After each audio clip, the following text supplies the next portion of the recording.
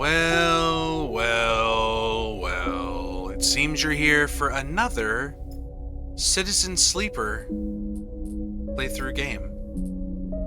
We're already on cycle 41? That's ridiculous. Let's see how far we can get this time. So where'd we leave off?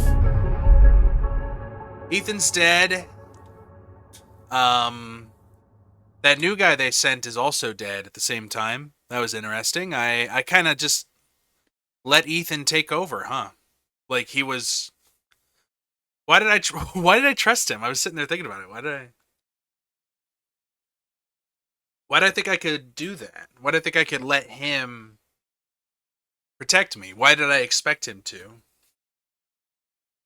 Am I naive? Like me, the person, Brandon?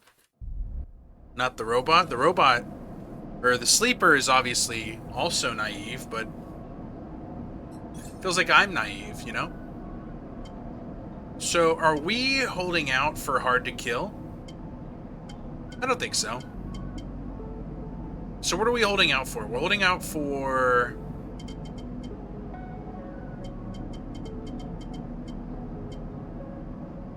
Thrill Seeker's pretty cool.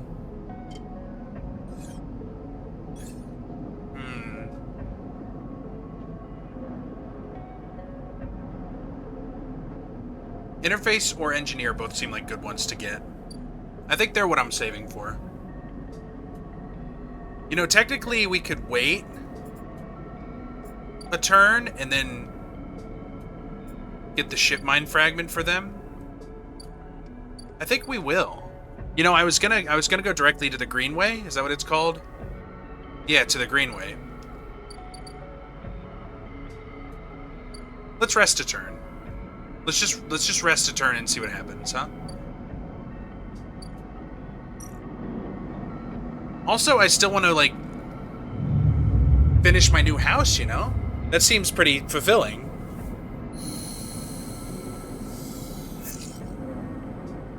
Alright, we got some stuff we can do here.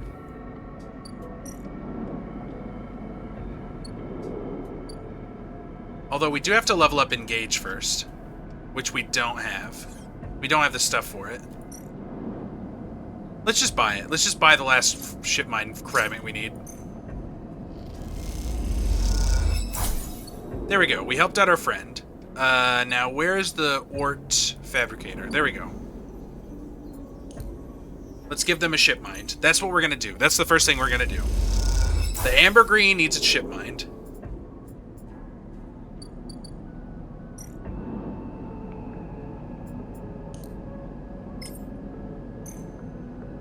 This isn't a mistake, right?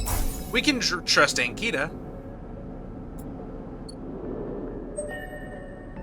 Oh, we get an upgrade point. That means we could get hard to kill. I don't think we need it, though. I'm gonna go... Engage. And I'm gonna get the +1. That's what we're gonna do. And then, before we do anything, I would like to eat, just in case. Yo, Emphis, you got some food for me? Thank you, my friend. Alright, let's go talk to Ankita. You drop the ship mine core onto the galley table with an emphatic bang. Ankita spins around from where she's been poring over some documents on her slate. Holy shit, Sleeper, did you actually land a ship mine? She rushes over and hefts the huge cylinder, turning it back and forth. Well, shit, it might actually work. She smiles wider than you've ever seen. Where did you get it? I built it. Built it? Well, you are full of surprises. Ankita bangs on the galley wall. Hear that, Amber? The Sleeper got you a new ship mined. The sound echoes down the ship's passages. You have to admit, being in a small space with Ankita when she's this excited is a little intimidating. Ankita puts the ship mine back on the table. I'll start the process of fitting it as soon as I can. I might need your help with some of it. She heads back towards the counter to grab her slate. This isn't the only good news today either. Looks like my good karma's finally coming in. She throws the slate onto the table and spins it so you can see the screen. Take a look at this. You see a list of names and numbers, nothing that exciting, along with what looks like a transit timetable. I found them. Sorry, big sneeze. The thieves? Exactly. Well, the thief, singular. She points at a name on the list. Or, more specifically, Ashton Cade. It was his past that was used to access Amber and slice the ship mind. I thought he might have been killed or robbed, his past stolen, but it turns out he crossed the Founder's Gap the very next cycle. How do you know? I know some of the crew over at the ferry. Old Mercs used to run in an outfit I worked with. I saw them in the Overlook and they mentioned they saw Ashton crossing. I checked the manifest and there he was. Looks suspicious. He hasn't said a word since the theft, and anyone wanting to hide out might head to the Greenway and go to ground. She flexes. He won't get far, though. There's no real docks out there, only a couple of jetties in the wastes. So what now? Now I fit the ship mind. That's my first priority. She pauses. But maybe you could help me out. Where's this going? It's like this. I head over there, especially in Amber. He'll spot me a mile off and go underground. He'll find a way to slip the station, or he'll bury himself so deep in the waste no one will find him. But you, Ashton doesn't know you. All I need is for you to go there and sniff around. Not at the commune, not the stacks. He will have gone to the edges, the margins, the wild places. That's what Ashton likes. You see him, you locate him, ping me on this. She hands you a comm earpiece. Seeing as this is Merc work, I'll be happy to give you the Merc pay. She sips her seat. Thing is, I haven't got much left. So how about I tell the boys who run the ferry to give you a discount? I know it's not much, but once I grab this coward, I'll pay up. 200 cryo, nothing less. What do you say? That's pretty good money. She gives you a heavy whack on the shoulder. Good, I owe ya. She lifts the ship mind up onto her shoulder and with worrying ease. I'm gonna go get this fitted into Amber's core. You get any info, any sense of where Ashton's hiding? Let me know. She goes to turn and then stops. And once again, Sleeper, thank you. I appreciate it. And Kita stops off into the guts of the Amber with the ship mind, leaving you in the galley. You glance around, a sudden nervous energy descending at what is to come. You never thought you'd get work as a mercenary, but then again, it seems the eye is full of surprises. Cool.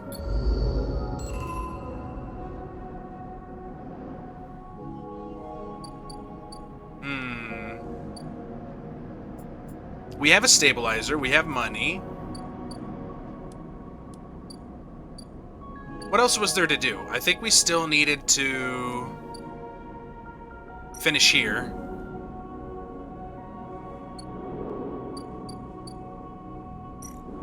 We can work on our unit.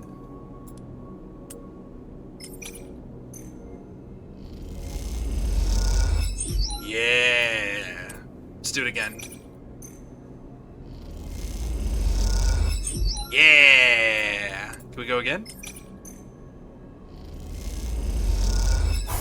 Yay! Is there anything else I want to do?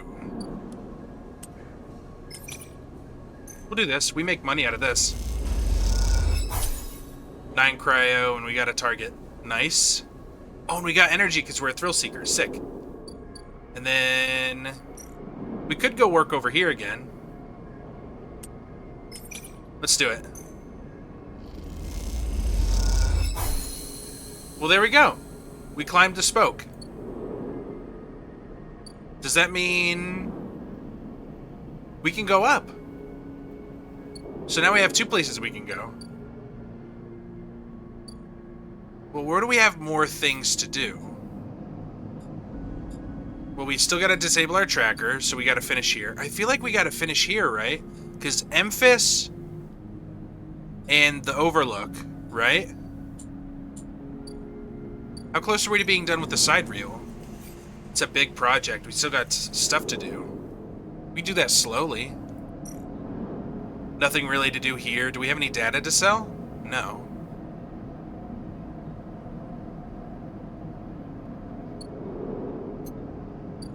We go home, which is probably what we'll do this turn. Okay, we're waiting 1 turn for her anyway, so let's just do that. It's just so exciting to have so much stuff to do.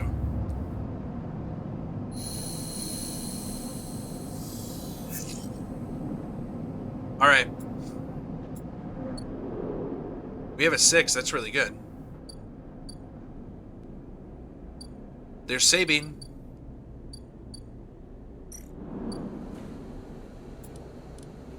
Let's do one of these first.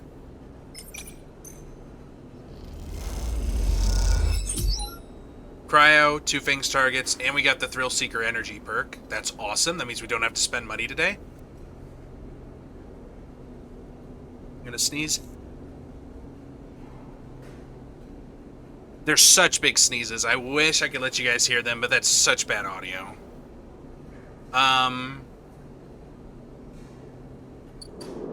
Do we want to go again? Let's figure out what's going on here, then we'll keep going. 4 cycles, Sabine said, and here you are, right on time, with no sign of them. You wait a while in the apartment, the dread descending as the cycle spins onward. They should be here. Let's check the terminal. You check and double the terminal for messages or recordings. Nothing. Let's check the door. You pace back and forth around the apartment, the rumbling of the station suddenly so present and loud. You go to the door and open an empty corridor. You close it again. Wait. You try to settle down, to wait. You sit on the bunk and stare out at the tiny room. Where the hell are they? A knock at the door. Another knock. A flash, small, impossibly bright, cuts through the handle of the door. It soundlessly swings open. A figure stands in the door, and immediately you know it's not Sabine. They are taller, sharper, and something in their face glints in the half-light. A dark shape, like a stubby baton, hangs loosely from her hand. Rabia. Oh, it's a Yataghan lieutenant. Our local sleeper. Good to finally meet you. She steps into the apartment, glancing around with sharp eyes. What, may I ask, are you doing here? She fixes you with a steady, unwavering stare. This will be much more pleasant if we remain friendly, don't you think? She walks past you into the apartment, glancing around. We set them up here, you know. This place is one of ours. She picks up a glass from the dispenser and inspects it. People always seem to forget who put them where they are. She glances at you. And I suppose you're here to help? Where are they? I was hoping you would be able to help out with that. She spins the baton in her fingers by her side, her eyes not leaving yours. We have a problem, you and I. It seems our friend has disappeared, left without even saying goodbye, which means they are in a little trouble now. But it's the kind of trouble that you need help for, so I thought I'd come down here and take a look at their little hidey hole, and here you are. The help. She looks through the detritus on the side.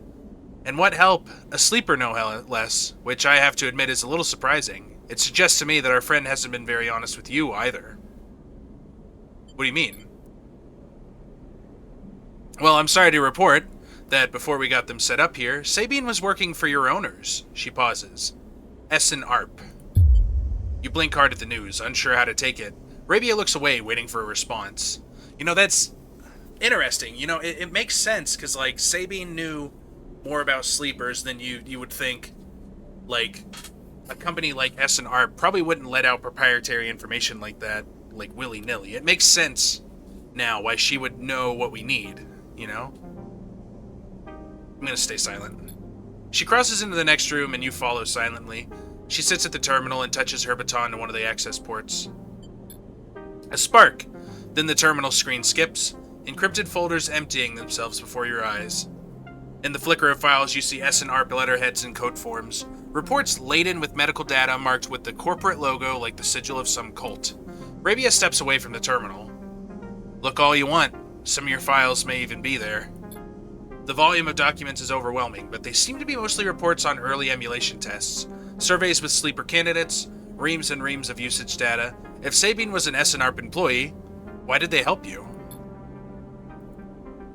Rabia reaches over and places a vial of stabilizer on the desk, breaking your concentration. It shimmers in the screen light, its viscous, clear liquid crystalline with the glass.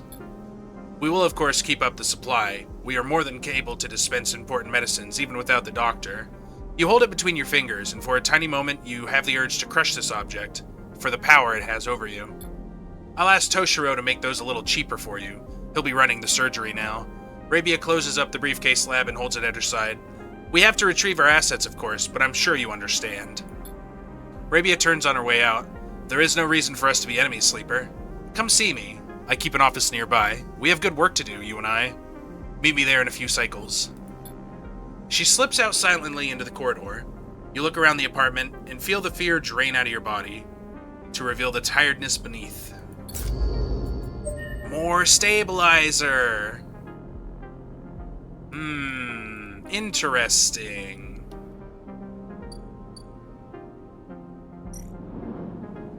A constant flow of people seem to be visiting Rabia's office. You'll need to wait your turn. Makes sense.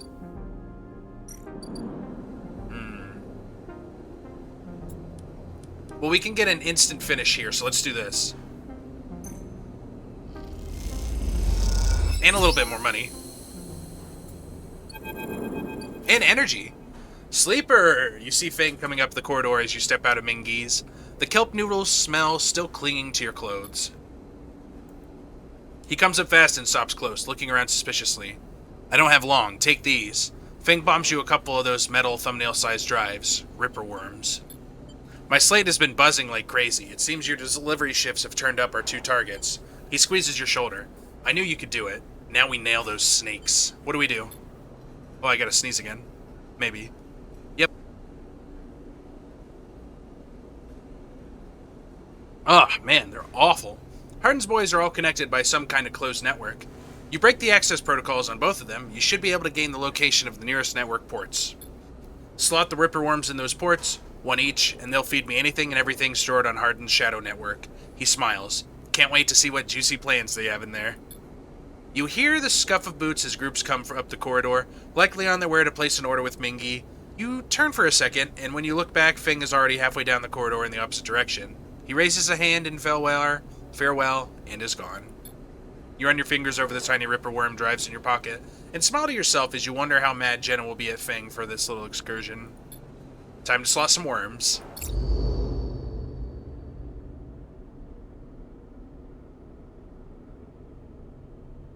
Alright, we have things to do. Excuse me. Yet again, Hardin agent. That's what I'm looking for. We can do a 6 or a 4. We have a 4, let's do it.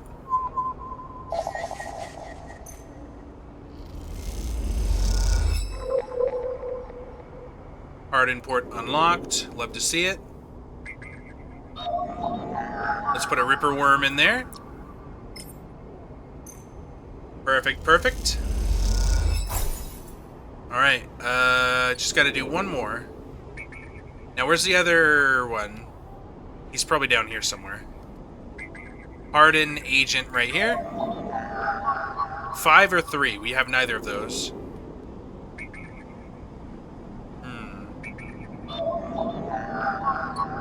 Can't do the Havenage agent. Can we do this one?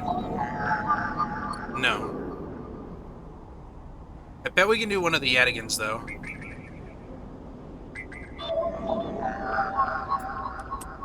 Might as well make a little bit extra money, right?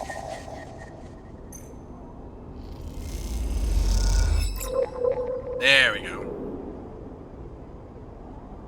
Alright, we'll go sell those. Where do we go? We go here.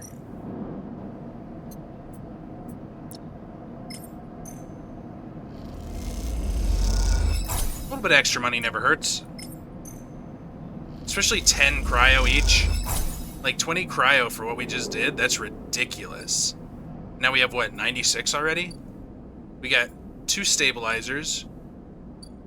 Just so much stuff done.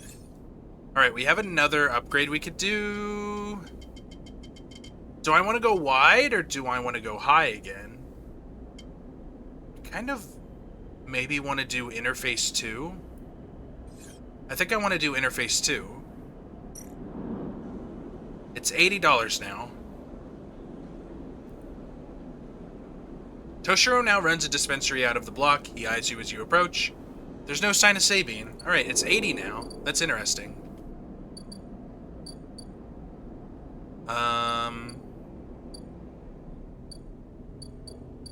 I don't want to go up without having a full day to do.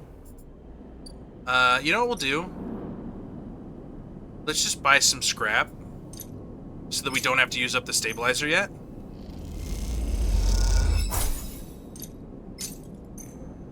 That way we get one more turn of a full day. And then... Wait, what else did I get? I got a ship mine fragment? I don't really think I need those anymore, do I?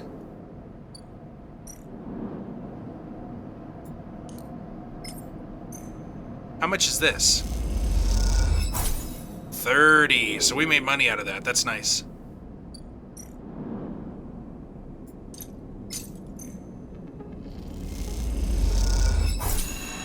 We got another one. That's ridiculous.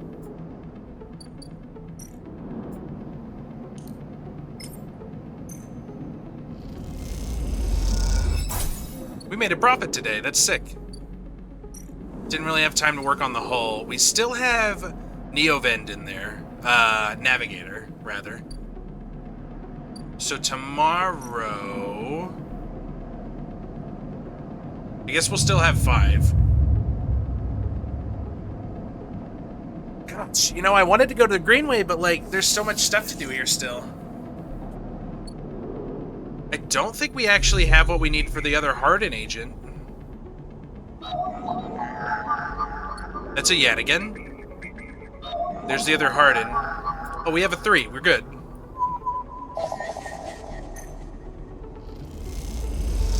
You remember the guy who lived here. He didn't tip. Time for him to see the consequences. Consequences. Jeez. Come on, Brandon. You gotta be talking better, buddy. You know, I put so much into the hacking stuff now, I guess I should just keep going with the hacking. Let's see what Feng says. As you walk into the tambour, you quickly spot Feng arguing with Jenna. It doesn't look good. Feng seems to be explaining something, but Jenna is having none of it. She points to the door, and Feng walks away, catching your eye as he turns. Could have gone with you getting here a minute or so ago. He glanced back at Jenna. Well, either way, it looks like I'm fired. Good news is that it doesn't look like I need the job anyway. He takes out his slate, pulsing with pale light. Now let's take a look at what you're really here for. Wow, Feng got fired. I can't believe we did that to him. In this economy? Oh, and he's gonna be a job hopper now? Come on. The slate is a whirring mess of code streams, coming direct from the Ripperworms as they dig through the agent's data and spin it into threads for the slate to pick up. Anything good? Feng scrolls the display with a finger. A lot of junk, a lot of dull as hell message threads, a lot of tedious data caches, but, Feng's eyes flash, definitely some good stuff.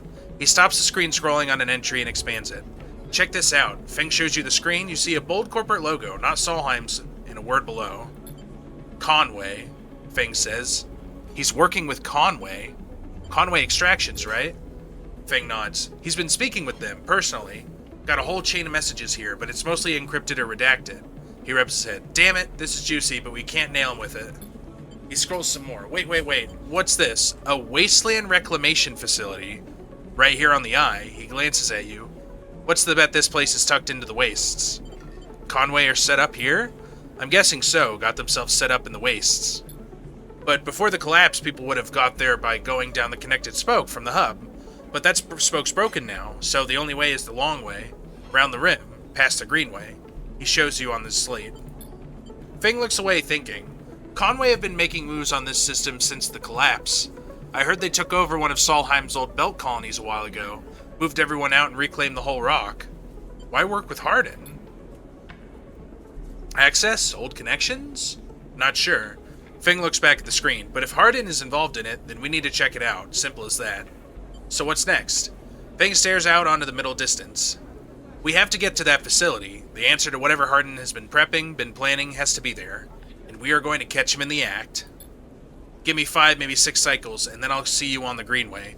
I seem to remember there's some old service docks on the outer shell, up by the Haifa building. Should be a good place to meet. Feng squeezes your shoulder. Thanks again, Sleeper, for sticking with this. I haven't forgotten about that tracker of yours either, but I'm going to need to be back in my bay to pull a solution together. He turns the slate around to face you, showing a massive scrolling code. I've been working on a fix in my breaks. He winks. He hasn't forgotten about me! I called him out last episode because I thought he was just forgot about me. Oh my goodness. Feng, you old softy. He grins. See you soon, Sleeper. And he walks out of the tambour without looking back. This guy's got a lot of drive. Speaking of, I have a new drive. Alright, we gotta build a home. We can finish that soon. We gotta crack Conway. We gotta disable my tracker. Those two are connected. We have to find Ashton on the Greenway. We have to get no emphasis on the Greenway. We have to improve the overlook on the Greenway. We have to win a side rail ticket, which is here. There is a lot to think about. A lot to think about. I guess the big question is, do I want to stay here?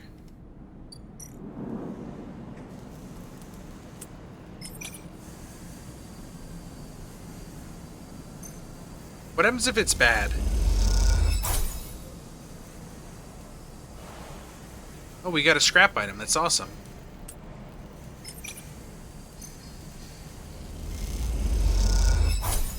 Another neutral. I'm getting way too lucky. Yeah, we lose condition. A rough shift in cramped conditions. You can feel the wear this work is imparting on your body. You wonder if it will all be worth it. So we lose condition whenever that happens.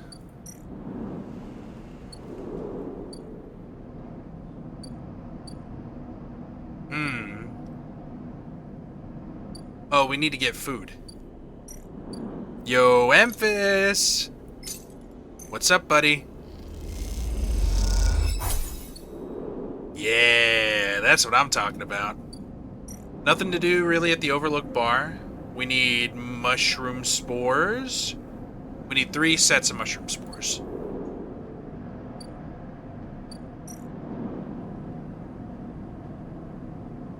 We do finally have Engage +1. Alright, let's go to sleep.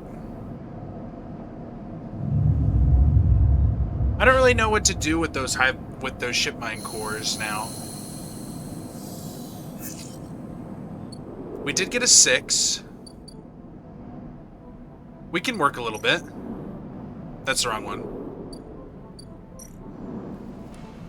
Let's get a full positive.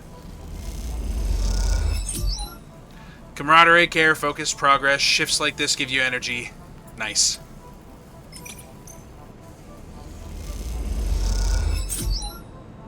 More scrap. Love to see it. Imagine we get 1 more scrap out of this. I'm being a little bit devil may care about this. But I just have a bunch of stabilizer and I just got so lucky. That's ridiculous. I should not be allowed to get that lucky. We might just sell these components and build up a bunch of money. It might be good to keep them as just in case, though. We have plenty of money. You know, we have plenty of money for frickin' stabilizer, too. Like, we're fine. I feel like we're doing really good. Oh, we gotta complete a scene. What scene?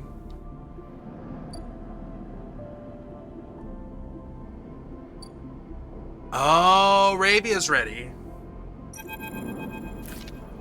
As you approach the address, As you approach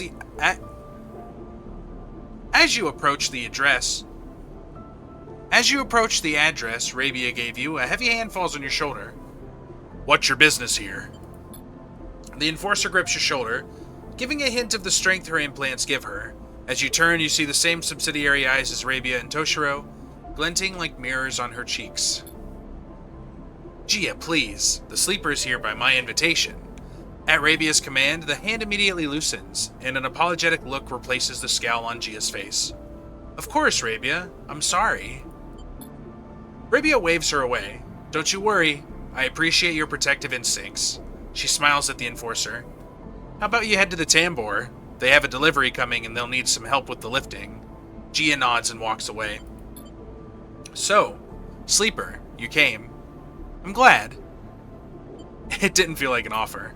I'm sorry for that. She smiles a tight smile. You have to understand, finding you there in Sabine's Sioux unit, I wasn't sure where we stood. There are more than a few people on this station who would rather I was dead. I had to be sure you weren't one of them. I wish you no harm. I am glad. Rabia begins walking and gestures for you to walk with her.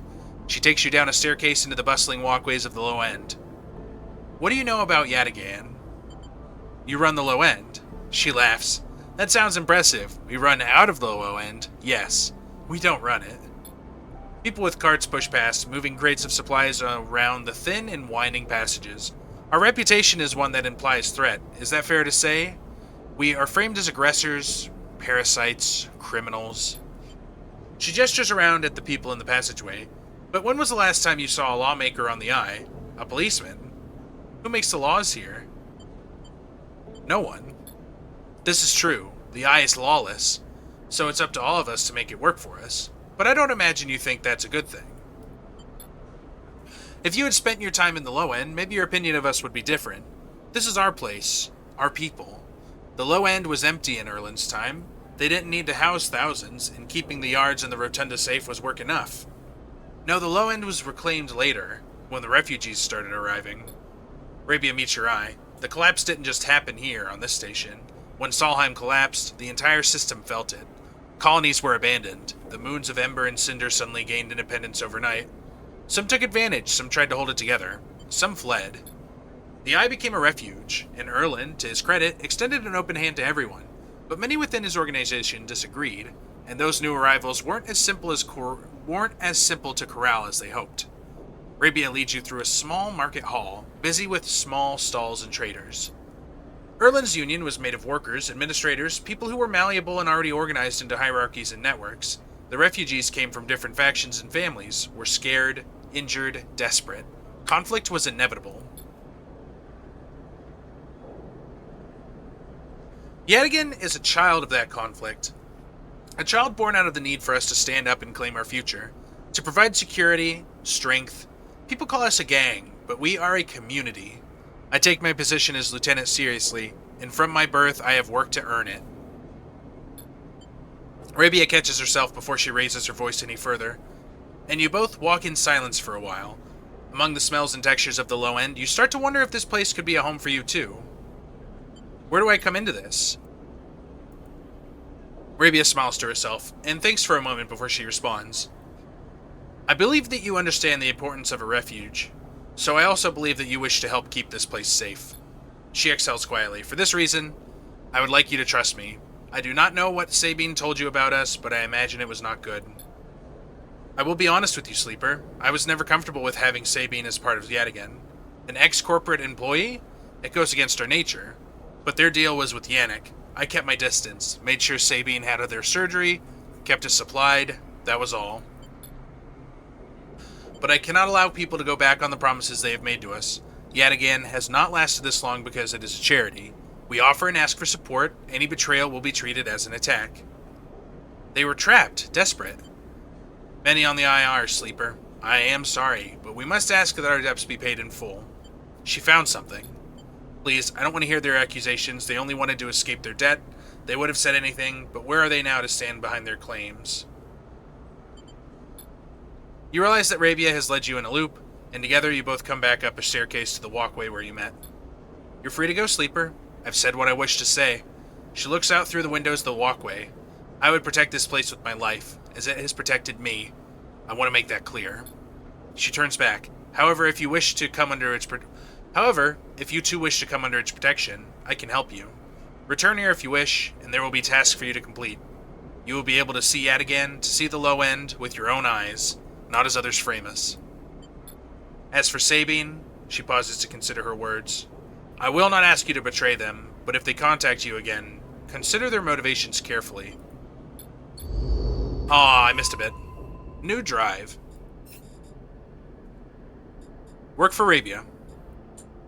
So I have to spend time as an enforcer. So that must be this. Huh. I can patrol the ward, or I can collect tithes. Gotcha. We have 2 points. We could pick up Excessive Haggler. All cryo actions are discounted by 20%. Or we hold out for Interface or Engineer level 3. I don't know what the right answer is. I'll think about it. I would love to finish up the side reel hole faster, but, you know, that doesn't have to be what we do.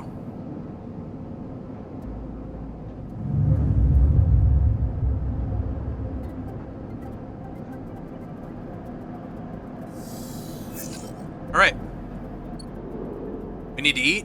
We have stuff we need to work on. This feels like a good time to do this. Like, we're close. Let's get it done, right?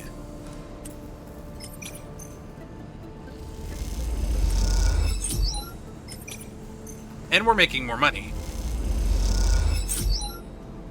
We got a random scrap. Love to see it. Let's do one more. If it's bad, we'll just use one of our stabilizers.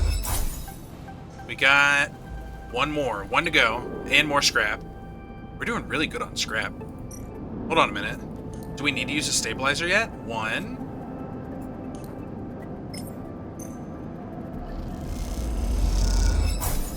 2. Wow, it might actually be a really good turn to do this. 3. 4.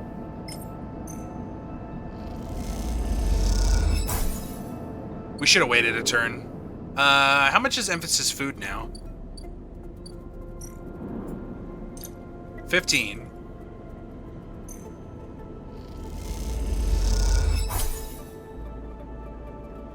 Feels like it wasn't that much last time. I don't know, though. Maybe I'm wrong. Alright, we got one more day working on the side reel. That's fine with me. We can't buy any scrap, can we? And it's leaving this phase. I guess we're done here. Alright, we're just gonna end our cycle. I like these quick, easy cycles. You know, sometimes it's just fun to get through with the day-to-day.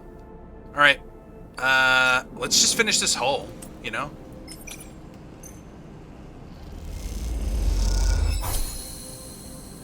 There we go. Let's go. We finished. Your crew slowly filters out of the shipyard locker room, the bubbling chatter reducing with each group that leaves. There's excitement in the air. Havenage just made an announcement. The assembly teams are done. Sat on the locker room bench, you can feel the side reel out there, its hulking mass now intimately familiar to you. Over the past cycles, you have watched it grow to be assembled. You have walked through its veins and welded its bones. Now it is ready for the final stage. It will go to testing now, then enter a final process of sealing and resealing, checking and rechecking before it is deemed suitable for its generational trip. But for now, your work is done. You can't help but feel proud. A cough interrupts your thoughts. It's Lem, changing out of his work gear. Mina nowhere to be seen. He smiles. She'll be ready soon. I know. It's exciting, though, if you think about it. We're all out of a job now, he quickly adds. Not that I'm complaining. Lem comes to sit beside you on the bench. She's got to be in her best shape when she carries you, Mina, and me out of here. So confident? Lem smiles apologetically. Why not? I figure I'm due a lucky turn by now. He rubs his hands nervously. No use in wondering what if. Until the draw, anyway. And there's a few cycles till then. Lem is right, but the odds seem unlikely anyway. How many are working in the shipyard? Hundreds? 1,000? You've certainly seen more faces than you can count pass through. And are the Cellist Foundation even going to keep their promise? Out here on the Eye, you get the sense that no one will hold them to it.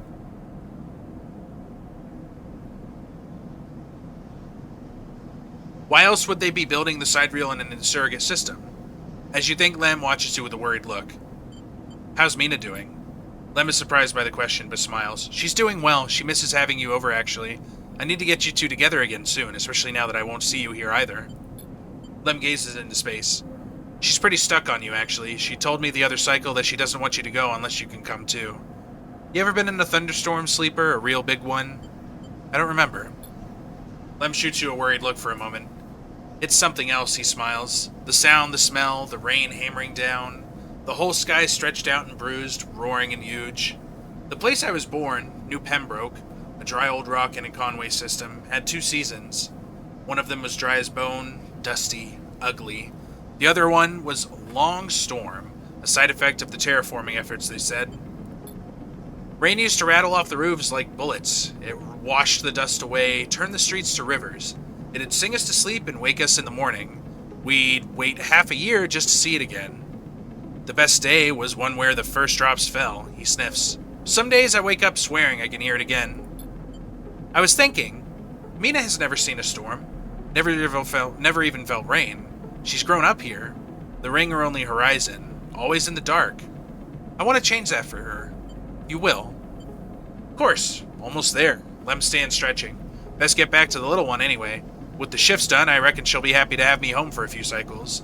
He shoulders his gear. See you in a few for the draw? I'll be there. Right on. He grins. Lem leaves, making you the last person in the cavernous locker room. As you sit, you think about rain, and a little hope creeps in. Is it possible? Could the sidereal really take you to a planet? A place with weather, with skies, with life? You get up quickly before you can think about it anymore. It's too soon to hope.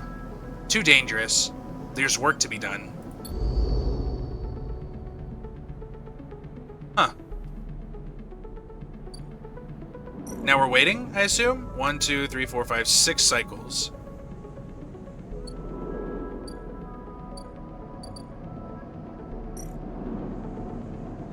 Having it draw in 3 cycles.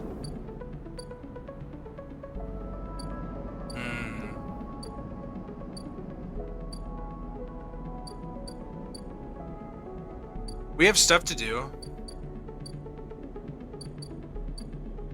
You know what, real quick? That's a Yadigan. I want the Havenage ones. 2 or 3. We'll do a 3.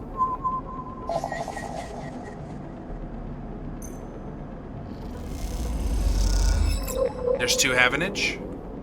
Because I remember there's that guy that will buy my Havenage info. We got money out of it too, sick. And I bet he'll give me another stabilizer for that.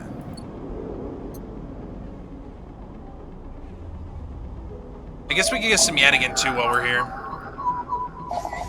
I mean, I figure we get 20 out of it, and then we go back and we buy some food for Memphis, and then we're good to go.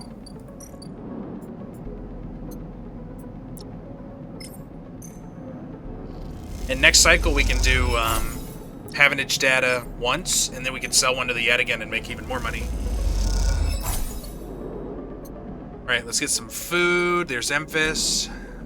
Feels like things are finally moving, you know? We're gonna have this ship going soon. All kinds of stuff. All kinds of important, fun stuff. I mean, I see no reason to use the stabilizer yet, right? It just doesn't feel like a big issue. We do need to go to the Greenway soon. We gotta help out all our friends. I guess we'll work for Arabia. We can patrol. Why not make it a 6 though, right?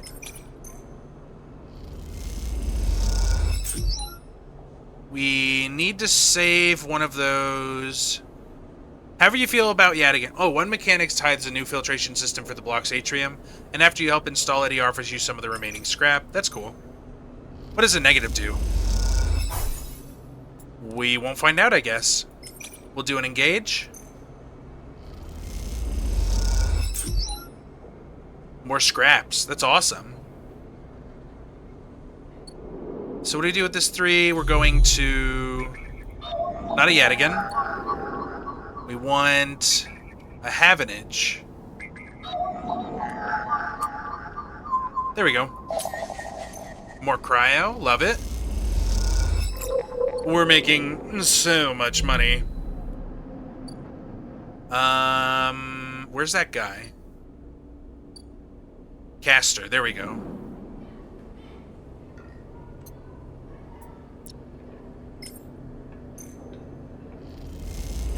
Ship mind? We get a ship mind for it? That's awesome. Can't we sell that? Any ship mind from the eye fetches a lower price, 150 cryo.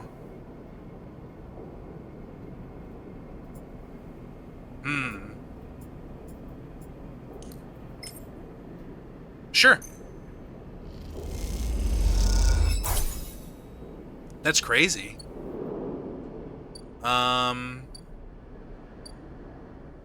kind of want to go up.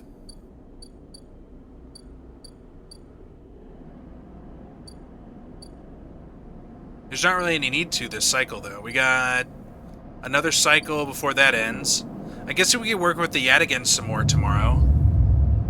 I don't know, there's a lot to do. Many to do. 3 5s is awesome. We're gonna be done with the Yadigans at this rate.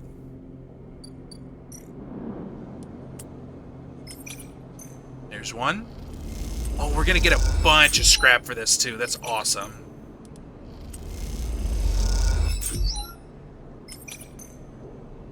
How much scrap are we up to? 5 scrap? Can we go for 6? No, we won't get 6. Negative. Oh, one merchant throws you out into the street shouting about parasites. You look on to the enforcers, but it is unclear if she will face retribution. As you say your goodbyes to the other enforcers and walk back through the low end, a chirping catches your attention. In a quiet corridor, away from the main thoroughfare, someone has stuck a small recorder to the wall with suit sealant tape. Written across the fluorescent tape is one word: sleeper. You peel it away from the wall, and as you do, it triggers some kind of improvised trip switch. Sleeper. Sabine's voice crackles through. I've seen you with Yadigan members. Are they holding you captive now too? A high whine. I'm sorry if I've dragged you into this. Do not trust them. Something is happening within the gang, some kind of power struggle. You cover the speaker a little, their voice too loud in the quiet corridor. I will come soon. Thanks to your efforts, I have located most of their properties. At the right time, a pause. I will see you soon. Don't give up. Remember our deal. The recording cuts out. You stare at the recorder, processing what you've just heard. Hearing Sabine's voice again opens up something inside of you. An SNRP employee. Do they know that I know? You struggle with a mix of concern and distrust. You throw the recorder into a nearby waste chute as you leave the corridor. Still unsure who to trust, and head quietly out of the low end.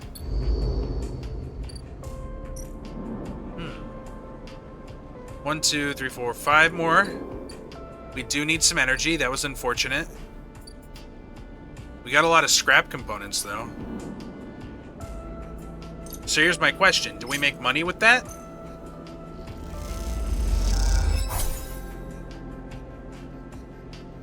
We just have so much money. Like, I don't know what to do with it all.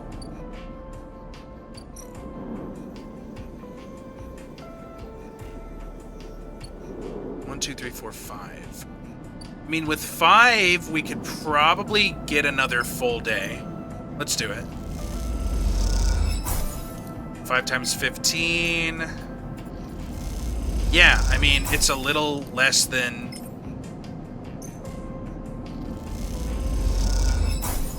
Let's just do all of them.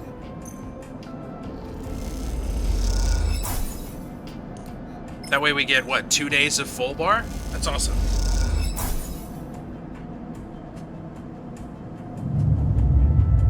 That was a good cycle. Did I buy food? I hope I bought food. I bought food.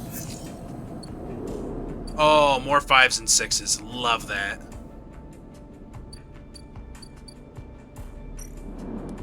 This is just, it's just too good for me. Like, I get the scrap stuff too.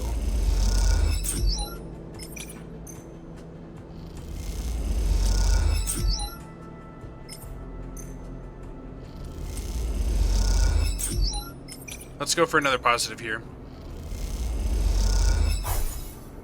Energy? That's even better. Alright, we got one more to go. I think we're gonna not use that one on that. What do we have here? Havenage data that we can sell.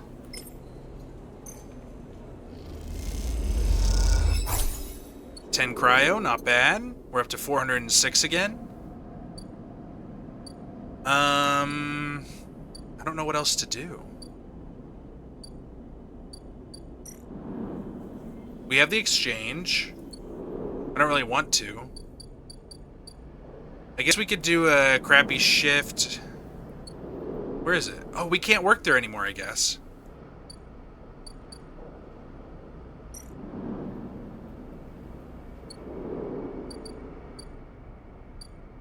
You know what? We'll just get a little bit of energy and we'll end the day. Because we got what? Oh, we need to go talk to Lemon Mina.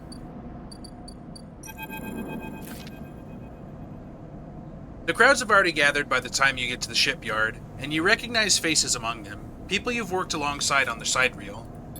The intervening cycles have turned their excitement to anxiety, and few of them smile at you. Instead, the nervous energy of the crowd fills the space, creating a feedback loop of growing tension. You pick out Lem and Mina and work your way over to them, pushing through the crowd. He silently raises his eyebrows at you, his anxiety obvious, but Mina flashes you a huge smile, unaware of the tension. "Robot!" she shouts, reaching out to you. "Hi, Mina!" She waves frantically, grinning. "Quite the turnout, huh?" Lem glances around, pulling Mina close. I don't think that patience is one of this crowd's strengths. The sound of an argument towards the back catches you and Lem's attention. He's putting it lightly. This place seems set to explode. This isn't good. Lem doesn't dare answer, but the look in his eyes suggests he agrees. "This is Aster Enghart of the Celis Foundation." The announcement echoes from the speakers at the shipyard entrance, and shouts of "Quiet!" rapidly follow. "I'm sorry I can't be there to meet you all, and thank you, on behalf of the Sender Celis, for the work you've done on the sidereal horizon." Most of the crowd strains to see Aster's face, but the small display shows only a ghostly white figure, smudged and unclear. "Cinder wanted me to pass on her personal thanks and for your commitment and belief in the Celis Foundation's mission. We chose the Eye for this project because we knew that we would find like-minded individuals here, especially among the ranks of the venerable Havenage Association." Waterbrig. Unlike most of the Corps, we neither believe Erlin's Eye to be a threat or a rogue state, but instead an embryo for the formation of a new, decentralized social structure, one where each citizen might be the master of their own destiny. A ripple of impatience runs through the crowd. They didn't come here for a sermon. "You are all pioneers, just like those core citizens who the sidereal horizon will carry in cryosleep to the planet that will become the Foundation's first frontier world, Celis 1. At the mention of the destination world, excited conversations break out amongst the workers. There, our citizens will be able to create their own innovative, bottom-up economic order, aligned with the principles set down by Sender Celis herself: freedom, resilience, and self-sustenance. This is all thanks to your tireless efforts in the Havenage Yards. As a reward for those efforts, you may know that we are offering a select group the opportunity to join the caretakers of this vision, the staff of the Sidereal Horizon, who will maintain the vessel during its multi-decade transit through interstellar space." Lem turns to you, his eyes bright. "This is it. This draw has been performed at random by the central AIs of the Foundation and is final and binding. Please note, only licensed contractors of the Foundation are eligible for this draw. I know you have all been eagerly awaiting this day, and without further delay, I will now read the Celis identification numbers of those chosen for this great honor." A murmur runs through the crowd. Celis identification numbers? Licensed contractors? You've never heard the term mentioned. Is this something you were supposed to be assigned? You glance at Lem, but his eyes are fixed forward, wide and shimmering. All around you, people are speaking in hushed tones, like a rising wave. Aster starts reading out sequences of numbers and letters, and panic begins to set in.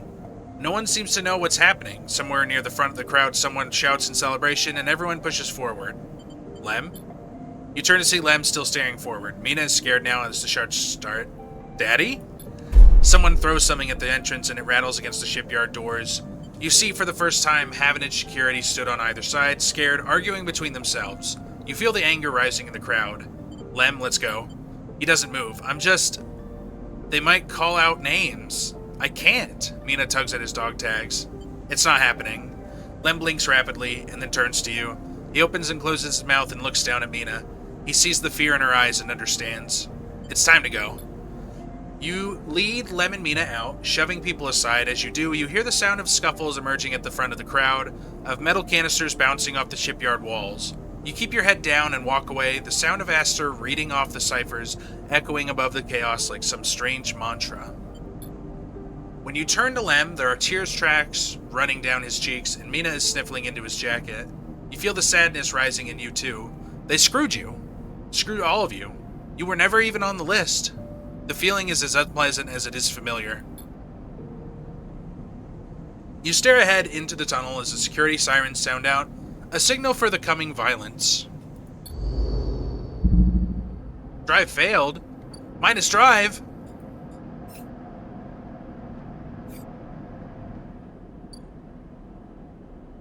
Well, shit.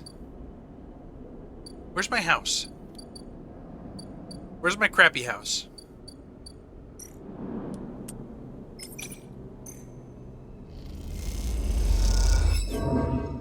We just lost energy.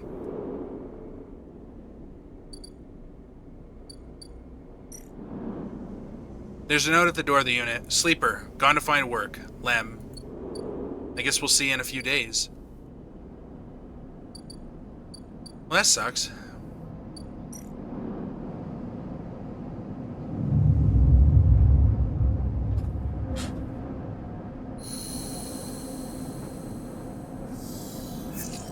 Alright. What now? We could go be an enforcer, I guess. We need food.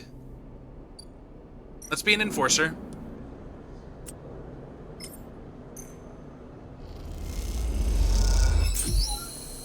There we go.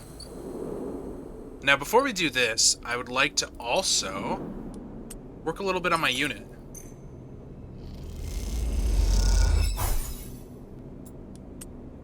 Hopefully this finishes it. There we go. Finished our drive, got another upgrade point. That's 3 upgrade points. Let's go interface. Yeah! Now we're an interfacer. So we have a house now. Feed a stray. There's a sign that signs that a stray animal has been nosing near the unit. A handful of chits for some crackers should bring it out of hiding. Do we get a pet? You buy the crackers from a shop unit downstairs and crumble them up in the tray. Something moves in the shadows. The stray hops up onto a work surface and looks out of the unit's small window. It doesn't acknowledge your presence. It just sits there, beside the tray of crumbled crackers, staring out at the low end. What is this cat's story? Are there more on the station? You haven't seen another in the low end, but this vast megastructure that means little. There could be a whole colony of cats like this one down in the Warrens. You look at its sleek dark fur and sharp eyes. It doesn't look ragged. It looks at home. In fact, its presence in the unit makes you wonder if this is the stray's apartment, which you are squatting in. I'm gonna watch it.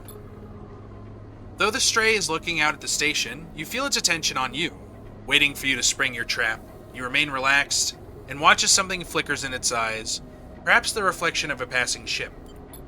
The stray settles a little and starts eating, picking at the broken crackers. You don't remember ever having been this close to an animal.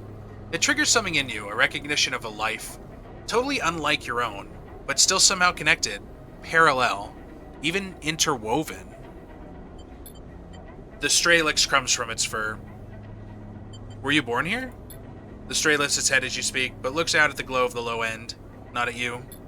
The cat's comfort in this place is enough to answer your question. The stray is a born resident of the Eye. Like all those thousands out there, beyond your window, this is after all a place for strays. For both those who begin their journey here and those who end it. You turn your eyes to the window, the one that of the stray looks out of, and you both watch the stars and the ships together. You feel something pass between you and the stray, a kind of acknowledgement of each other, a sense that each of you might share something with the other, a point of connection. Then all at once the stray yawns wide, hops down from the unit and brushes along your legs, and then it's gone, out through the unit door and back into the corridors of the low end. I got a cat! I got a cat! More crackers for the cat.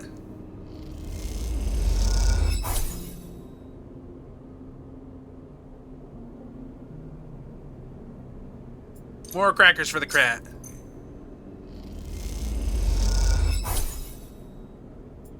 More crackers for the cat. More. Give them more. Even more.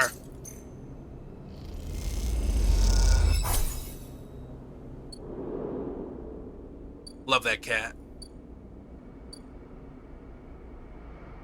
Man, that feels good. We got a cat. I got a cat. Guys, we got a cat. That's so cool. We don't have to stay here anymore. We have our own place, and we have a cat.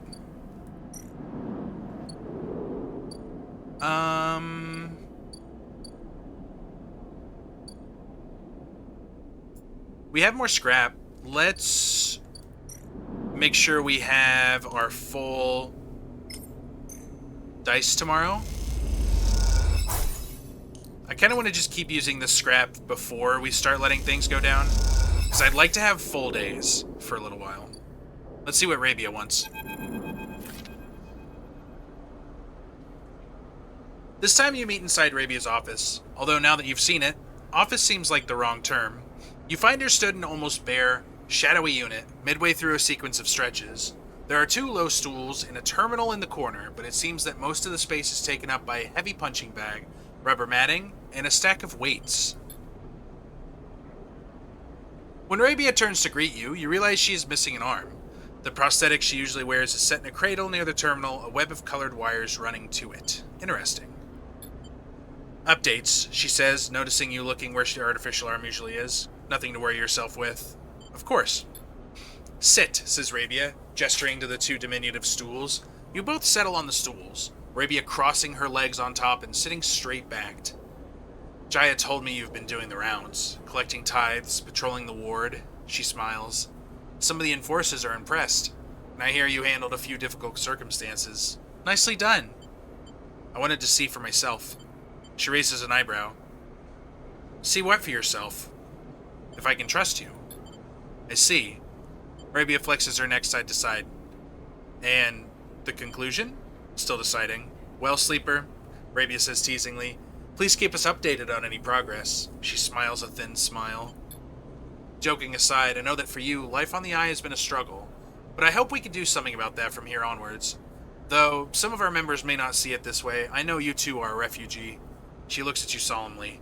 That is why you have to come to us. That is why you have come to us. Enough, Rabia. Sabine's voice cuts through the conversation. I am tired of listening to your affected nobility. They cross the room, Rabia's baton in their hand, the end lit with sparkling electricity. What? Sabine, you're here? Rabia looks between the 2 of you. I suppose this ambush was another cooperation between you 2? She looks strangely unfazed. No, they're acting alone. Sabine pauses, thrown off for a moment by your renunciation. Rabia takes this opportunity to act. She leaps from the stool and, feigning past Sabine, grabs the baton and twists it inwards. She is by far the stronger, and she pushes Sabine to their knees, plunging the crackling end of the baton towards their chest. They freeze there, Sabine struggling to keep the crackling baton from their skin. Stop! Then you support them? Rabia asks you, her eyes not leaving Sabine. Your loyalties are so easily swayed. I thought you were more than Yannick's attack dog, Rabia. Sabine spits back. Are you not able to think for yourself? Rabia holds the baton strong, and for a moment you think she's about to hammer it down into Sabine's chest. But, after painful wait, she throws Sabine down instead, then spins the baton in her hand, thumbing a switch and shutting it off in a single move. Now what? They both look at you, each still catching their breath, as if they had forgotten about your presence. Rabia cracks her neck. You are lucky I didn't kill you. I would have had every single right. Every right, she shouts, the anger a release of tension more than a threat. Sabine lifts themselves a little. Bruised from the fall, they roll onto their side and cough. Rabia gives them some space, sitting back on the stool. Sabine props themselves up on their elbows and fixes Rabia with a hard stare. You have something to say? Rabia taunts. Say it. This is your final opportunity, because after this, she laughs. No coming back. What's the point? Sabine breathes heavily. She refuses to listen to criticism of the great Yatagan project. Rabia collects herself. Speak. She folds her arms and waits to be convinced. Sabine takes a break, organizing their thoughts. They go to start, pause, then decide on another approach. Eventually they say it. Yannick is a traitor. Rabia immediately flinches, her eyes going to her prosthetic arm, her muscles clenching. But she rides it out, more eager to prove Sabine wrong than she is to hurt them. At least for now. When I came here from SNRP, they glance at you, gauging your reaction. It was Yannick who was one of the first to support me, to look after me. I should have known then, but I was naive. And afraid. Huh. Sabine turns to you. Sleeper. They take a breath. I know that I should have told you I worked for SNRP long ago, but I thought you would abandon me, and you are my final friend. What you should know is that I left SNRP because I was running for my life. I leaked documents on the Sleeper program, on the illegal and immoral practices it relied on to the press. SNRP wanted me dead, and I fled as far as I could to this refuge at the edge of the surrogate systems. Sabine stops to collect himself. What does this have to do with Yannick? Arabia interrupts. The sleeper knows you're SNRP. I told them. And while you hide beneath the cover of being a whistleblower, you and I both know you worked on the sleeper program. Yannick told me as much. Sabine's face falls. It is true. They glance at you and then away, ashamed. They lift their head. But it is Yannick, not me, who is in the pocket of SNRP. Arabia flinches again. I can prove it. He made some kind of deal to keep me here, to tie me up in debt, to lock me away. In exchange... Arabia slams her hand on the desk. Just tell us, for God's sake. In exchange for those, Sabine finishes, nodding towards Arabia's prosthetic arm in its cradle. He's been using Yadigan enforcers, using you as test subjects for SNRP technology. I have the data to prove it. He has been bringing them in under the guise of stolen shipments and having me fit them, knowing each one is capturing data and sending it back to its makers. Arabia's fixed expression has started to fade.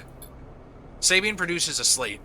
It's all here. Thousands of hours of usage data, failure rates, error dumps. These are untested implants, Arabia. They could short out, fail, cause cascading failures across a person's body.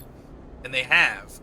Sabine suddenly looks incredibly tired. I thought the error rate in the units was down to them being stolen or modified. I have tried to fix hundreds of failures in my time here. Not all of them. They stop, unable to continue. Arabia closes her eyes and breathes in. Then she opens them again. She holds out a hand to Sabine. Show me, she says. Later, much later, when you leave, Sabine is still taking Arabia through the manifest and usage data, both of them crowded around the terminal as Sabine leads Arabia through each layer of Yannick's betrayal. As you leave, Sabine catches your eye, and something passes between you, something like a thank you or a sorry, or some other expression that communicates both sadness and hope. Interesting. We did get another drive point for that. We have some options here. It might finally be time to get predictive reasoning. I'd like to know what I'm getting myself into nowadays. Alright, we have 3 cycles to wait for enemy of my enemy. Oh, they stole that from the last episode. I can't believe they stole my name. We got 2 cycles to wait for Lemon Mina. Caster's got nothing for me.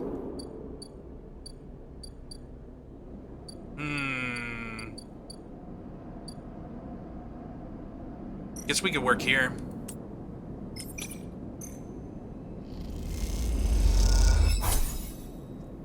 We got some money. We'll do one more. We lost condition. That's unfortunate. Let's spend a little bit of money over here.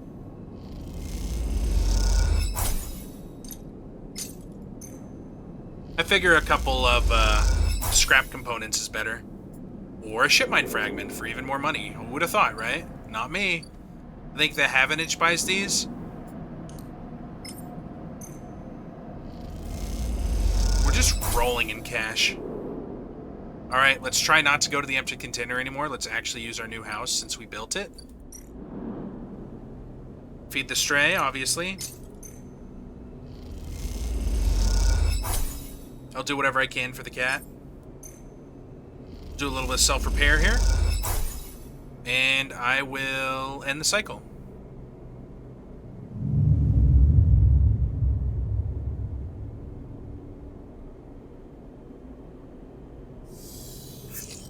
Alright, we need to eat today. 1 more day for Lemon Mina. 2 more days for Arabia. Maybe we go up the elevator? Let's eat first.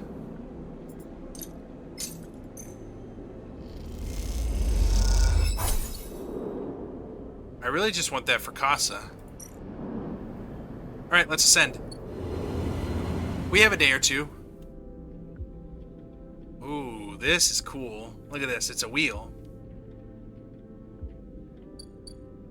We got the AE1 mainframe and we got the hub.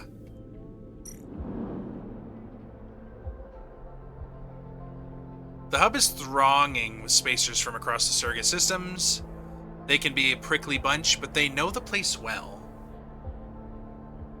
The stacked bays house a flow of incoming and outgoing ships. The digital manifest will help you get your head around this place. Losing money or cryo? I mean, if we lose energy, it's only 15 cryo. So we go over here for this one.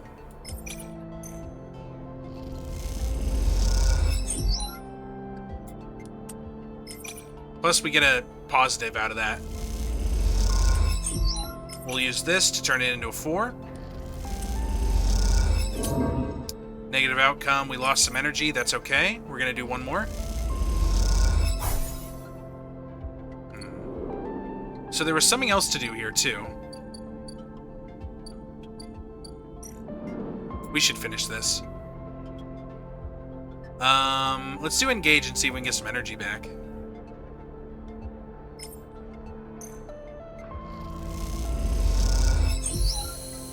Nice.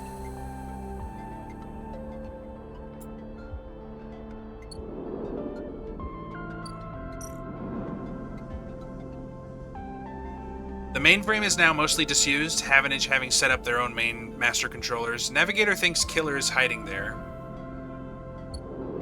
So that's the place to do that. We've got the Descender car, we've got this place. The only place to sleep on the hub, hacked off a colony ship and welded to the ring. They're surprisingly expensive to rent. We could rent a capsule. We have the money for it.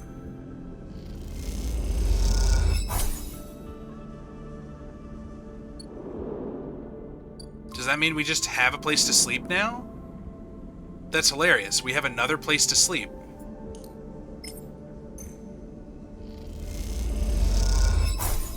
Well, we don't have anything to do. We do need to go talk to Bliss. Hi, Bliss. No way, Moritz. You take those substandard filters back to the shitheels who sold you them. You hear the voice echoing out of the bay as you pass, and moments later, someone who you assume is Moritz drifts out with it, dragging a pallet of filter cartridges by a tether. Hey, you out there. The same voice echoes out the entrance. Looking for work? Yes? I just need a hand. Get in here. The voice is coming from someone shorter than you expected. She is floating in the microgravity of the docking bay beside a half-deconstructed life support unit that looks like it might have exploded at some point. She puts a wrench in your direction. You know anything about these things? She doesn't wait for an answer. Scratch that. Just help me with the casing. Sure. Alright then. She deftly moves around the unit, making space for you beside the central seam in the dented case. Just take a grip here and lift out and up, and then I can get in and unbolt it. She whacks the unit with the wrench. Whole thing's twisted to shit. You dig your fingers under the casing and lift it away, the metal squealing from the force. She puts her hand under, spinning the wrench to slip out of the bolts, catching them in her other hand while they spiral free. All good. The casing lifts off, revealing the ornate piping of the unit's interior. She whistles at the mess of ducts and filters. By the way, everyone calls me Bliss. She pats you on the shoulder, offering a little in the way of an explanation. What do you do here? Repairs, fit-ups, tear-downs. Bliss starts pushing and pulling at the ductwork, looking for fractured pipes. We haggle for contracts, but the good ones get snapped up quick by the bigger bays, so here I am trying to get this M2 unit running again for one of the freelance tugs. Small-time stuff. Hold this. She rips out a ripped pipe and hands it to you. Ribbed pipe. Like a freshly caught fish. We turn stuff around fast and eat, and maybe we get a chance at landing something bigger. Something starts hissing in the unit, and Bliss quietens it with a precise whack. But to be honest with you, the way things are going, I can already see the other crews licking their lips, ready to take this place over. She looks up at you. I'm almost out of luck. I'll help. I appreciate it. Let me finish before you jump, though. She keeps working, twisting aside pipes with care. There we are. Bliss pulls her hand from deep inside the unit, and out it comes, clutching a lumpen cube, scorched black. This thing must have overloaded and popped half of itself out on the side. You both duck down to the side of the unit and spot the exit wound, its edges fringed with more scorch marks. Grab me a replacement converter from the racks, will you? Sure. You kick off the unit and drift over to the wall racks, where a catalog of parts sits secured in clamps. Colored tape and scrawled notes flutter across the wall, a complex organizational system of Bliss's own design, or just a big mess. You try to pick out the right part. The M2 converter or the F4 converter, I wonder? I bet we can find out up here. M2 unit. Yeah, that's right. M2 converter. You grab the part and push back to the unit. Bliss holds out an arm and you pass it over. The converter spinning gently as it leaves your hand. Perfect. You passed. She straightens up from the unit. That is, if you want to work here. Bliss rubs her hands clean, looking down at her palms. Truth is, I need a hand here. My partner skipped out on me and left me with a whole mess. You seem like you might at least be better at spotting a clean air filter than Moritz. I'd be happy to. Wait, she frowns at the racks. That's not all of it. My old business partner, they rinsed the place, emptied the accounts. To bid for jobs, we need to put down deposits, bring in parts, pay tug fees for that. We need shits. You want me to pay to work? It's an investment. Exactly. Partners. Straight split. Bliss settles herself against the unit and looks off into the distance. I guess I look pretty stupid. Here I am asking any random passerby to be my business partner. No offense, she manages a smile. I get it. Thanks. She meets your eye. I appreciate it. Bliss goes back to working on the unit. Look, it's no pressure. You find the money or you find someone who has, or you just forget the whole thing. Up to you.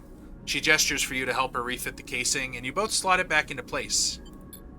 I think I'm going to wrap this one up for now, but if you are into it, come back and we can bid on a new contract. Something to get our teeth into. Something that pays. She gives you a serious look. You can trust me. I don't say this stuff lightly. You kick away from the bay, propelling yourself back to the handholds at the entrance. You slip out with a wave, and as you do, someone slips back in. You hear Bliss as you guide down the passageway. Moritz, I swear to God, if those filters aren't clean, you smile. Seems like this could be interesting. Huh. We have a new drive. Okay, so we could... How much? 100? We can afford that. I don't want to do it yet, though. I want to go in here, because we have a ship mine to imprint. Or rather, Navigator needs to take a look at the hub.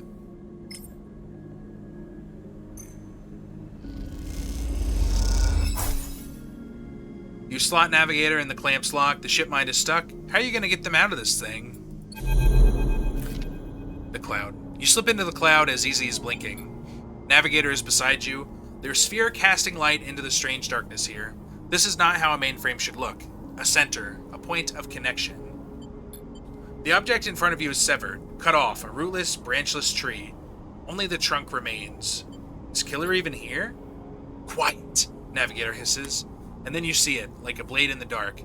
An edge slicing through the void. It glides along at a distance and winks out. Then it appears again, elsewhere, gliding once more, searching. It's looking for us. The moment you make a sound, the edge leaps closer, and you see now it is not an edge, but the range of a long, sharp head, like a shark. It glides past, closer now, and you see into the voids where its eyes would be, should be. You and Navigator exchange looks, both thinking the same thing.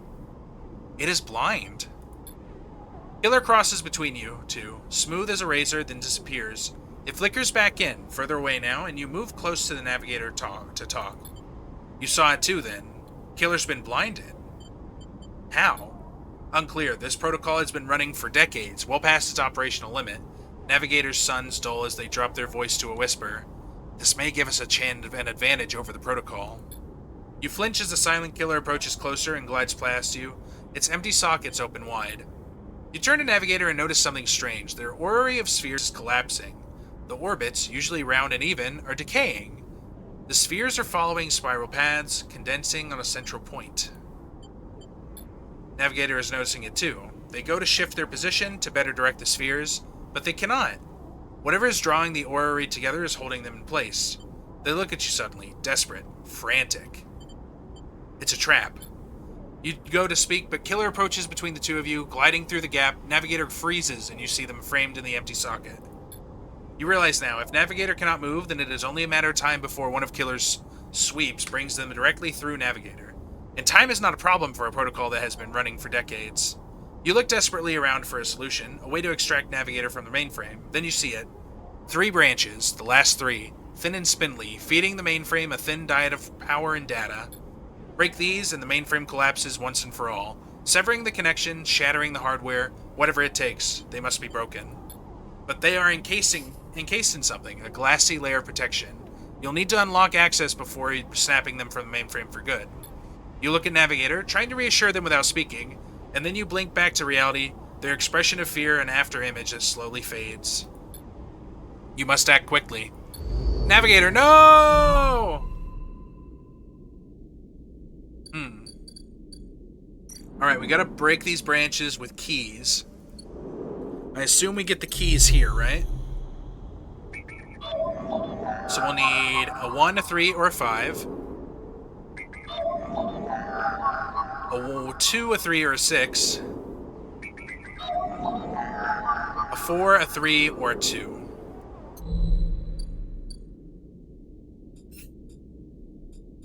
Deal with killer. Alright, well, let's save... Let's save navigator. I guess we'll go to sleep. Go to sleep, go to sleep, go to sleep. We have enough. We don't need stabilizer. Let's end the cycle. This is terrifying. Not for me, for, you know, for them. Okay, let's double check. I just want to make sure we have everything we need. Okay, so we have this key node. Okay, 5. I'm gonna write these down. Like, I'm genuinely, like, don't want to mess this up. So we got 5, 3, or 1. And then we've got 4, 3, or 2. 4, 3, or 2. So we have a 1 and a 2 for those two. And then 6, 3, or 2.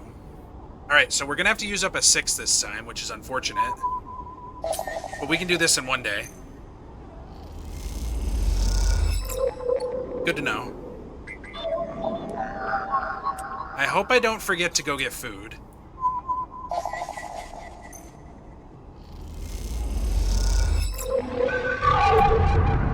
What's happening? A glint, like a light traveling along the edge of a wave, fills your eyes. Then the blade follows, a long head with 2 dead sockets, slipping towards you in silence. You freeze, hoping it'll pass you by, hoping that it will not simply slice through you like air. The blade head nears, slides past you, almost. It nicks you, grazes you. You are desperate to cry out, to call out, but you hold your silence and simply watch the blind eyes of the killer glide past, empty of all thought. Then the blade winks into the dark and you are alone again. Now you cry out. Oh, I lost some stability from that. Alright, let's do this.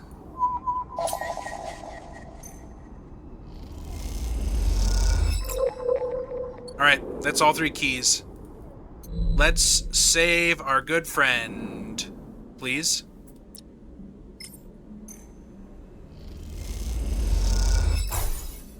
One. We got 2 more to do. And 2. And last one is there. And 3. There we go. So they're done, and now we can go back to the dock.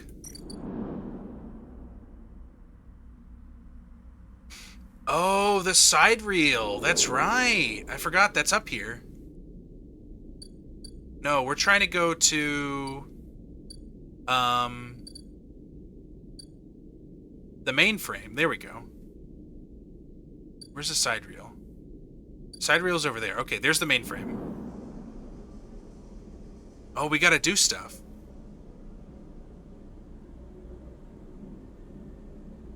We can loop the branches?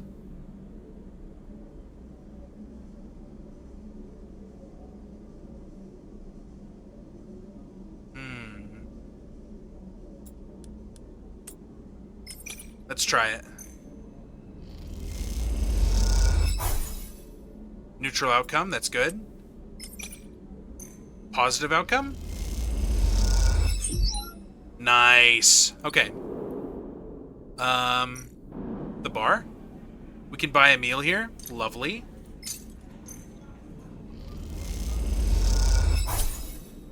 Three energy for 18 cryo. I guess I'm okay with that. We just need to sleep 1 night and then go and save our friend. We have active scenes. Oh, we need to go down. Okay, we need to descend. Oh, it's Lemon Mina. Okay, okay. We still got to do their stuff. Interesting. There's no answer when you buzz Lem's unit, but the door is open. You push the door and find Mina, sitting in the middle of the floor playing with Bun Bun. Hi, Mina. Hi, Robot, says Mina sullenly, waving Bun Bun's paw without looking up. Where's Daddy? Mina doesn't respond. She walks Bun Bun across the floor, narrating quietly to herself. You look around the unit. It is a mess. Dishes and glasses on the side, some of Mina's clothes piled up in a corner. Mina's sitting by her bag, which is spilled out across the floor, her drawing slate cracked and dark. Let's tidy up. You start with the kitchen units. Piling up the dishes in the auto wash and wiping them down, you pile the clothes up next, folding them neatly. Mina watches you quietly as she plays, curious but silent. You've just started to looking at fixing your cracked slate when Lem enters. Sleeper, what are you... He pauses and looks from you to Mina and back again. Never mind. He drops a bag by the door and slumps onto the couch. Everything okay? Lem lets out a weak laugh. You forgot the past few cycles now, too? Wish I was so lucky. He looked away at the open door. Look, now's not a good time. What happened? What happened? We messed up, that's what happened. We put our hopes in someone else's stupid scheme. He pinches the bridge of his nose. You understand they never even put us on the list, right? I've been all around the rim looking for work, and I've run into more than a few from the crews. It turns out only long-time Havenage members were issued those Cellus ID numbers. They never planned to consider us. Havenage say they didn't know that was what they were going to use to make the draw, and who knows, maybe Cellus pulled the wool over their eyes. But what does it matter? All those hours in the yards are for a hand-to-mouth wage and nothing else? He slams his hand down on the sofa. That can't be it. Well, it is. He looks at the open door again. They are moving the side reel up the hub now, you know, he says without meeting your eye. That's where it'll depart from. They are bringing in a ship with all their cryo-sleep pioneers and transferring them up there in microgravity before loading the crew. We could sneak aboard. You think they're just gonna let people on board? The security they'll have has to be impossible.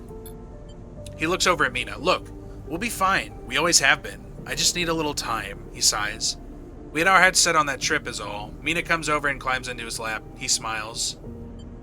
What if I got you on board? I missed you these last few cycles. I miss that optimism. Lem strokes Mina's hair. Look, you want to go up to the hub and ask around? Be my guest. I can't get up there with Mina down here, and I'm sure the side reel will bring in a crowd. But be careful. That kind of thing always attracts scammers and thieves. You find any way on board, you take it. You need help to get there, ask me. But for now, me and Meanie are sticking to the eye. She looks up at him and smiles. I'll find a way for us all. Lem smiles but doesn't say anything. You stand to leave and Mina grabs your hand, eager to give you one more smile. Then you're out. Back in the walkways of the low end, already thinking of plans to make this right. Wow.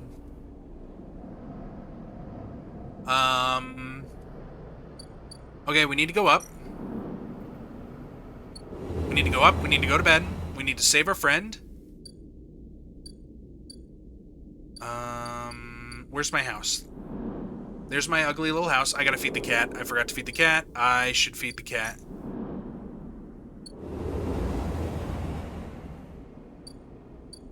We'll sleep down here. Feed my cat. Lovely. And we have one more scrap. One more day of 6. I hope it's enough.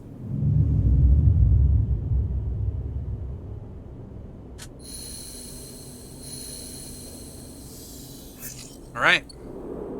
Let's go save our friend. Arabia. I want to save my friend first.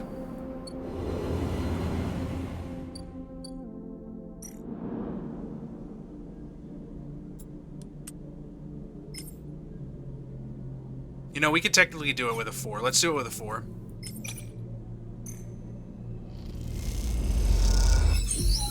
There we go. As you blink into the cloud, you see the last flickers of life from the mainframe. This fast machine once ran the whole station, span it up, directed and processed the flow of energy, water, and data, fed the lives of thousands of people. Now it's finally dead. Navigator is beside you, and you both look out at the perfect ring that encircled you both, woven from the data branches that once fed the mainframe. You see a glint along its edge, and that familiar blade-like head rises to the surface, like the cresting fin of a shark, and then slips into the loop again. All that you can see of Killer's body after that is slight thickening of the loop, and that thickening begins to travel around on a long and slow sojourn that will last forever. I'm surprised at you, says Navigator, drifting faintly around in the lazy orbit as if to shake off their imprisonment. Killer had been wandering blind for so long. Did you not think to end them forever? Perhaps they could be saved. You're naive. They're a killer by nature. Look what they did to their own home. Navigator gazes into the darkness. This place was their domain and prison, and they had followed their directives for the many decades they roamed here. They cut the threads of the mainframe, executed its administrator AIs, and then kept slicing. At some point, they cut away their own ability to see, to sense, to taste, to speak, and yet they kept cutting. You until only those 3 threads remained. From the millions that once thrummed here, only their blindness and chance kept them from making those final 3 fatal cuts. There is a ceaseless violence in the kind of system that creates beings like this. Those who will execute commands endlessly, even to their own destruction. Navigator looks to you for your thoughts. Their sentience should be respected. So be it, but would they respect our rights equally? Navigator turns away. You watch the data points of the station spin around you, blending with the fixed stars. There's something satisfying about finally wrenching the last threads of control from this central point. It was little more than a ghost by the time you reached it, but this place deserved to be haunted by better ideas than a totalizing system of control. Navigator floats beside you. It is free now. This station no longer presents a hazard for illegal entities like me. They turn to you, their face a cloud of shimmering light. In fact, in time, perhaps it can be a refuge. A refuge. That sounds like something of value, something worth building. A dark shape passes across your vision, a distant curve of something like smoke or oil, a fluid, shifting tank of total darkness. The greenway, says Navigator, following your line of sight. It was cut off at the moment of the collapse, so Hunter or Killer could never reach it. Now it is closed off to us, separated from the cloud. What system's inside it? It may be totally dark, or perhaps some other old protocols are isolated there. Navigator turns to you. And we have now seen what decades of isolation can do to a protocol. If we could extract an access cipher, they pause and then blink out of existence. You freeze, shocked, but a moment later they reappear with a glowing polygon of data. Here, the cipher you need. You take it, still shocked. I am not used to being free, to being able to move and explore and extract without fear, without limits. Navigator does a little twirl. This will take some getting used to. Thank you for this gift. They whirl their spheres around you. The entities of this station will always be friends to you, Sleeper. And I to them. It is true that mutual need is required for friendship, but I must admit I had not considered the value of offering assistance without personal gain. I will think on that. Navigator loops around you rapidly, suddenly eager to test their newfound freedom. But first I will explore. Perhaps there are still intelligences that hid themselves as I did, encased in simple systems, cut off. Navigator glows. I should like to free them. And with that, they drift away, flickering, glowing, then shifting so rapidly you lose sight of them amongst the glittering rim of the eye. You feel a pang of jealousy, free without a body to weigh you down or fear to limit you. How must it feel? Your eyes fall on the greenway and its secrets, though perhaps that can wait until after you have celebrated this victory. Nice. Alright, we could technically take an Intuit up. I think I want to save up for the haggler thing, though. I like having money.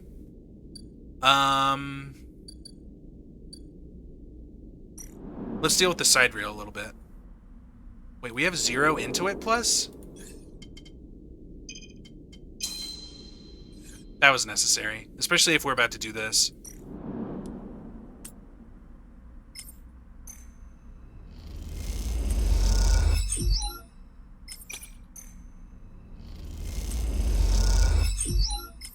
I'm gonna put as much as I can into it. Minus energy, that's no good. Let's at least eat first.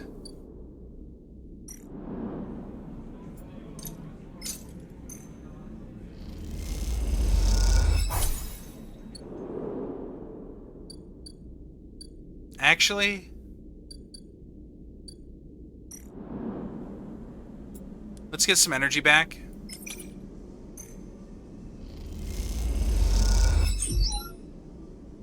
I think that's going to do it for today.